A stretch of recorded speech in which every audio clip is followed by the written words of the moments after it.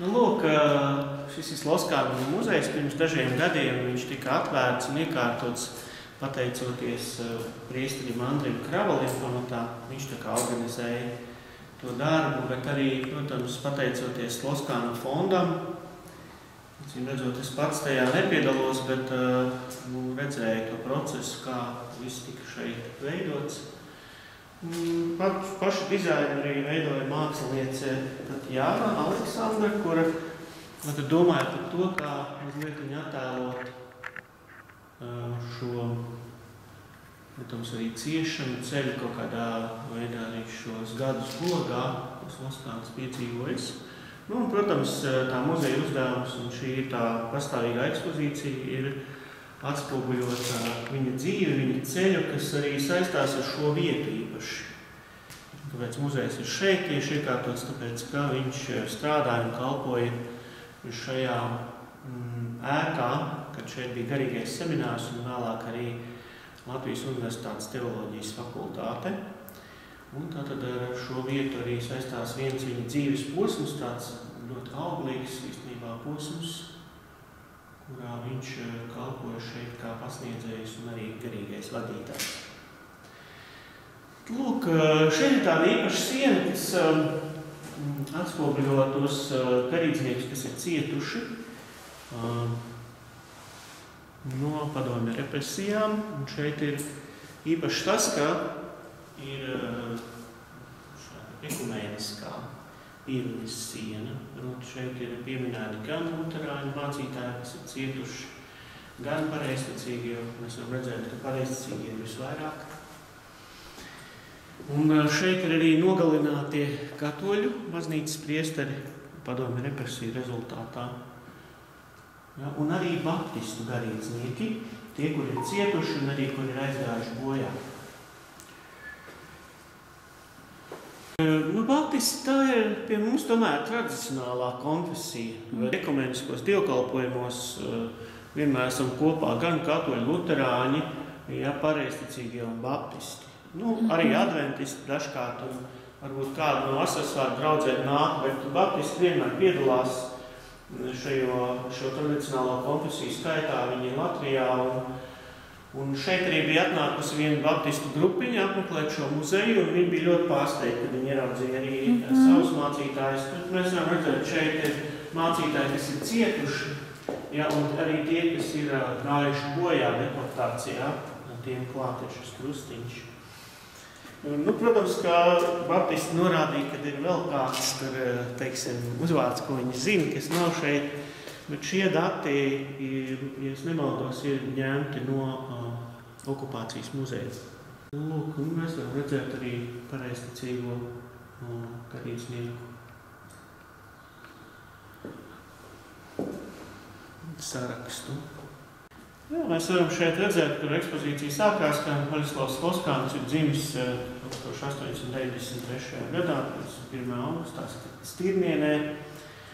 Un vēlāk viņš arī kļūst par priesteri un iestājās, sākumā iestājās Pēterpilsnes garīgajā seminārā.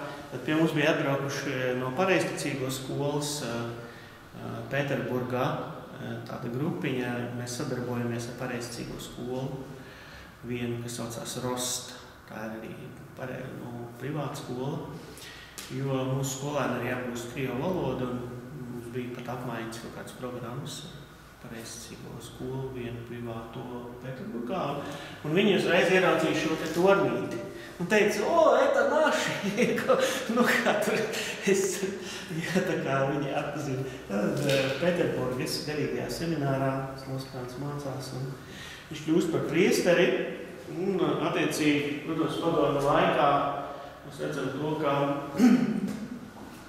viņu arī diezgan ātri iesvēta par bīskapu, jaunu cilvēku, jo bija vajadzīgi katoļu baznīcai gani, un viņš kļūst par Mogiļevas un Minskas apustulisko administratoru mūsdienu Baltkrievijā, kur viņš arī sāk savu ciešanu ceļu, jo viņu arestē un nepatiesi apvaino. Tad tiek viņa mājā kaut kādi dokumenti speciāli ielikti, un šo vēsturi visu varam lasīt viņa paša rakstītajā grāmatā, kur viņš ir aprakstījis savu ciešanu ceļu. Un tātad šis viņa ceļš uz Gulagu sākās 1927. gadā. Tas bija vispārējais vajāšanas, viens no kārtējiem vajāšanu viļņiem, kuros gāja bojā daudz garīdznieki. Sloskāns pavada šos gadus līdz 1933. gadam, kad viņu apmaina pret padomju spiegu. Viņš ierodās Rīgā, un tad mēs varam redzēt viņa atgriešanās brīdi. Tad 1933. gada 22. janvārī uz Bigosovas jeb Indras robežas bīskaps Sloskānu iemaina pret kādu Latvijā ieslodzītu padomju spiegu. Lūk, un te jau mēs redzam kapelu, kurā jūs bijāt. Šeit redzam tātad teoloģijas studentus, Borislavs Sloskāns no 34. gada. Šeit, redziet, šeit ir jau vecais korpus, kurā mēs tie atrodamies. Šeit viņš kalpo. Otrā pasaules kara noslēgumā Borislavs Sloskānu izved vācieši no Latvijas kopā ar citiem bīskapiem. Tas notika pat, man šķiet, piespiedu kārtā. Viņš tā kā negribēja braukt prom, bet vācieši uzskatīja, ka viņiem garīdznieki jāizved, tur bija kādi iemesli. Tur jāskatās precīzi vēsturē, kādi bija tie iemesli, tāpēc viņi uzskatīja, ka augstāku garīdzniecību ir jāizved. Un tātad šeit mēs redzam Borislavs Sloskānu jau Lisņē, Terēzes no Bērna Jēzus klosterī. Šī arī ir Terēzes no Bērna Jēzus draudze, tāpēc tur vien kāda saistība, ja, kur viņš rokā tur mocekļa palmu. Tātad tas nozīmē, viņi arī sauca par dzīvo mocekli, jo šie pavadītie gadi Gulagā tiešām bija, Sibīrijā bija tāds moceklīgs ceļš. Arī pāvests viņam lūdza šo ceļu aprakstīt, ko viņš ir gājis, un viņš arī to ir izdarījis, un tā grāmata jau ir pieejama. Pēc tam Borislavs Sloskāns Beļģijā viņš dzīvo benediktīniešu abatijā, un viņš tur izveido arī latviešu garīgo semināru. Tur ir atkal viens tāds interesants fakts, kas man ir uzrunājis un kas varbūt nekur nav pieminēts, proti, ka no šiem jaunajiem semināristiem, kurus Borislavs Sloskāns sāk vadīt, attiecīgi, viņi bija tie, kas atgriezās, kad Latvija kļuva brīva Latvijā. Ja, tas ir Antons Smelters, ja, tas ir attiecīgi Antons Justs, Brumanis, ja, kur Antons Justs un Brumanis kļuva par bīskapiem, un Antons Smelters kalpoja ilgus gadus Rīgas Jēkaba katedrālē. Lūk, ko tas nozīmē?